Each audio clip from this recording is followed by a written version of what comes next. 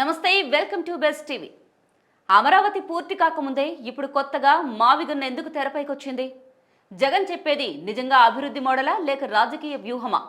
మరోవైపు చంద్రబాబు ఎందుకు తీవ్రంగా ఎదురుదాడి చేస్తున్నారు? ఈ మొత్తం వివాదం ఏంటో ఇప్పుడు తెలుసుకుందాం. 2014లో ఆంధ్రప్రదేశ్ విభజన తర్వాత కొత్త రాజధాని అవసరం ఏర్పడింది. అప్పటి టీడీపీ ప్రభుత్వం అమరావతిని రాష్ట్ర ఏకైక రాజధానిగా ప్రకటించింది. రైతుల నుంచి సుమారు 33,000 ఎకరాల భూమిని ల్యాండ్ పూలింగ్ ద్వారా సేకరించి భారీ స్థాయిలో రాజధాని నిర్మాణానికి శ్రీకారం చుట్టింది. ప్రపంచ స్థాయి నగరంగా అమరావతిని తీర్చిదిద్దుతామని ప్రభుత్వం ప్రకటించింది.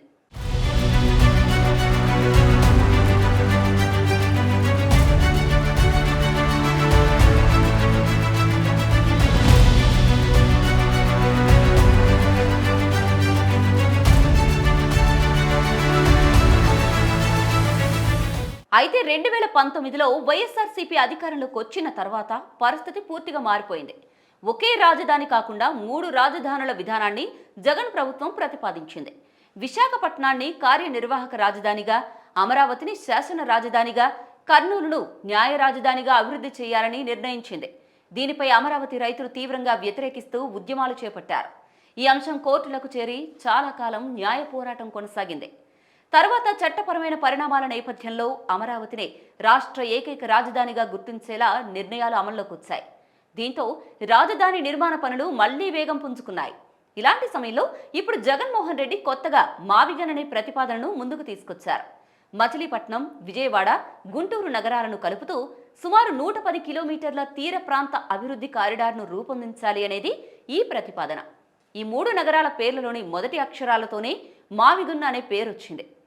జగన్ ప్రకారం అమరావతి నిర్మాణం పేరుతో భారీ అవినీతి జరిగిందని, మావిగన్లో ఇప్పటికే రోడ్లు, రైల్వే, పోర్టు, విమానాశ్రయం వంటి మౌలిక సదుపాయాలు ఉండడంతో తక్కువ ఖర్చుతో అభివృద్ధి సాధ్యమవుతుందని అంటున్నారు. రాబోయే ఎన్నికల్లో మావిగన్నే తమ ప్రధాన ఎన్నికల అజెండాగా తీసుకెళ్తామని కూడా ప్రకటించారు. దీనిపై ముఖ్యమంత్రి చంద్రబాబు నాయుడు తీవ్రంగా స్పందించారు. జగన్ ఎప్పటికప్పుడు రాజధాని విషయంలో తన వైఖరి మార్చుకుంటున్నారని విమర్శించారు. మొదట అమరావతి అన్నారు, తర్వాత 3 రాజధానులు అన్నారు, ఇప్పుడు మావిగన్ అంటున్నారని ఆరోపించారు. అసలు మావిగన్ అంటే ఏంటో కూడా తనకు అర్థం కావడం లేదని వ్యాఖ్యానించారు. ఒక నాయకుడి మాటకు స్థిరత్వం ఉండాలని, ప్రజలే నిజమేంటో నిర్ణయిస్తారని అన్నారు. ప్రస్తుతం అమరావతి వర్సెస్ మావిగన్ వివాదం ఏపీ రాజకీయాల్లో మరోసారి హాట్ టాపిక్ గా మారింది. ఇది నిజంగా అభివృద్ధి కోసం వచ్చిన కొత్త ఆలోచన లేక ఎన్నికలను దృష్టిలో పెట్టుకుని వచ్చిన రాజకీయ వ్యూహమా అనేది రాబోయే రోజుల్లో మరింత స్పష్టత కానుంది.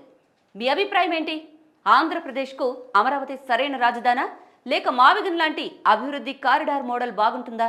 కామెంట్ చేసి మీ అభిప్రాయాన్ని తెలియజేయండి.